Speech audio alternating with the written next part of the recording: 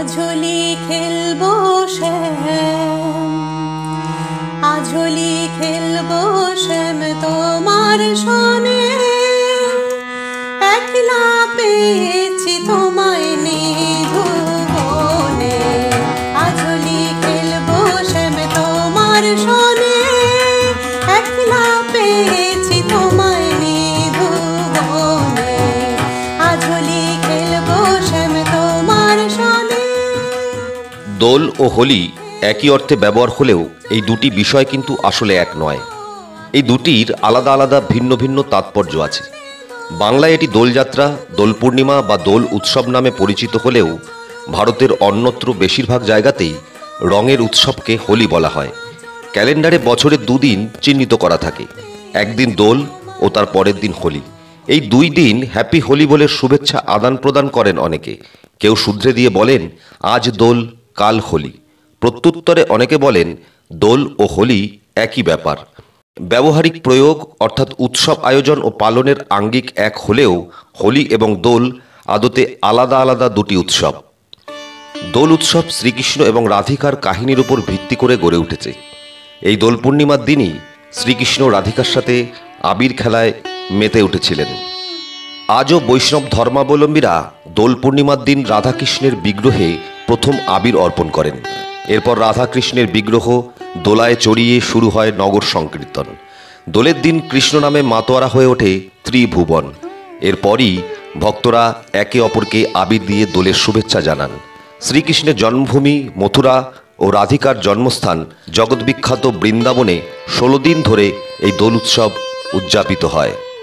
উল্লেখ্য, এই দিনেই আবার হিন্দু বঙ্গ সমাজে পালিত হয় শ্রী চৈতন্য মহাপ্রভুর জন্মতিথি।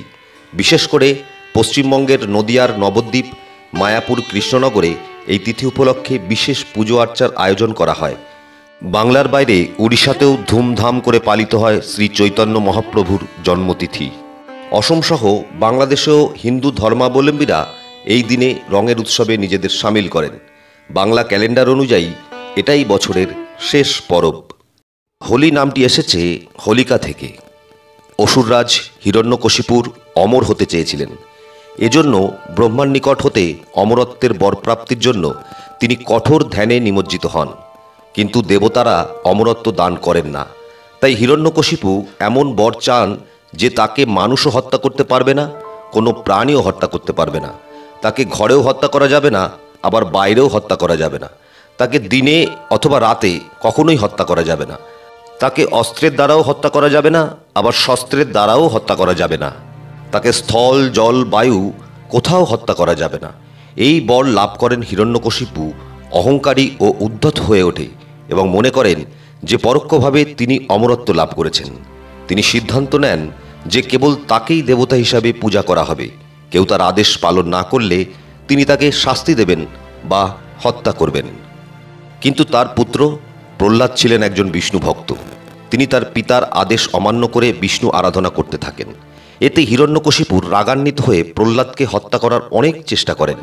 সেগুলির মধ্যে একটি ঘটনা হল, একবার হিরণ্যকশিপু তার বোন হোলিকার কাছে প্রহ্লাদকে হত্যার সাহায্য চান। হোলিকার একটি অগ্নি নিরোধক শাল ছিল, যা তাকে আগুনে পুড়ে যাওয়ার হাত থেকে রক্ষা করত। হিরণ্যকশিপু প্রহ্লাদকে তার পিসির কোলে বসতে আদেশ করেন এবং প্রহ্লাদের উপর আগুন জ্বালিয়ে দেন। এতে প্রহ্লাদ আগুনে পুড়ে মারা যাবে, কিন্তু হোলিকার কাছে থাকা বিশেষ বস্ত্রের জন্য তার কোনো ক্ষতি হবে না।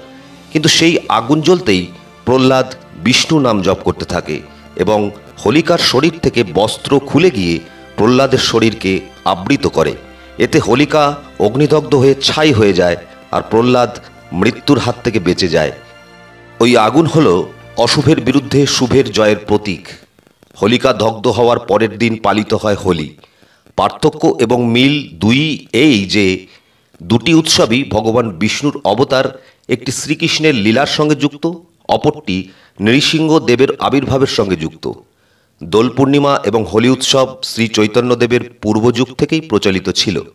দোল পূর্ণিমার দিন শ্রী চৈতন্যদেবের আবির্ভাব দোল উৎসব এবং হোলিকে বিশেষ তাৎপর্য প্রদান করেছে। হোলি উৎসবের পিছনের কাহিনীটি হল হোলিকা বিনাশের কাহিনী। পরম বিষ্ণুভক্ত প্রহ্লাদকে বিনাশের উদ্দেশ্যে অগ্নিদেবের বরপ্রাপ্ত দৈত্যরাজ হিরণ্যকশিপুর ভগিনী হোলিকা প্রহ্লাদকে নিজ ক্রোড়ে স্থাপনপূর্বক অগ্নিকুণ্ডে প্রবেশ করায় স্বয়ং বিনাশপ্রাপ্ত হয়েছিল। সুতরাং অশুভ শক্তির বিনাশপূর্বক প্রহ্লাদরূপী জগৎমঙ্গলার শুভ শক্তির উদয় এই তিথিতে সম্পন্ন হওয়ার কারণে হোলিকা দহন উৎসবটি দোলযাত্রার গুরুত্বপূর্ণ অঙ্গরূপে ভারতবাসীর হৃদয়ে স্থান অধিকার করে রয়েছে। ফাল্গুনী পূর্ণিমা বা দোল পূর্ণিমার দিন বৃন্দাবনে শ্রীকৃষ্ণ আবির ও গুলাল নিয়ে রাধিকা তথা সকল গোপ গোপীদের সঙ্গে রং খেলায় মেতেছিলেন। সেই ঘটনার থেকেই এই উৎসবে রং খেলার উৎপত্তি হয়। আধুলি খেলব চরণে দোলব, আধুলি খেলব চরণে দোলব, কুমকুম মারিব তোমার রাঙা চরণে, কুমকুম মারিব তোমার রাঙা চরণে, একলা পেয়েছি তোমায় নিধুবনে। এই তিথিতে নদিয়া জেলার নবদ্বীপ ধামস্থ শ্রীধাম মায়াপুরে আবির্ভূত হয়ে তৎকালীন কুসংস্কারাচ্ছন্ন ধর্মান্ধতা তথা জাতিভেদ ধর্মভেদময় অন্ধ সমাজে কৃষ্ণনাম সংকীর্তনরূপী যুগধর্ম প্রবর্তন করে প্রেমভক্তির জোয়ারে সমাজের সকল স্তরের মানুষকে এক সূত্রে গেঁথেছিলেন শ্রী চৈতন্য মহাপ্রভু। প্রবল ভোগবাদের বিরুদ্ধে কুঠারাঘাত করে ত্যাগ ও প্রেমের মূর্ত প্রতীকস্বরূপ শ্রী চৈতন্য মহাপ্রভু দোলের দিনেই আবির্ভূত হয়ে কৃষ্ণপ্রেমের আবির গুলালে মানব সমাজকে রাঙিয়েছিলেন। দোল রঙের উৎসব, সম্প্রীতির উৎসব। ঐশ্বরীয় প্রেমে যেমন দোলের রং হয়ে ওঠে, তেমনি অশুভের নাশ যেন হোলির মূল বার্তা হয়ে ওঠে।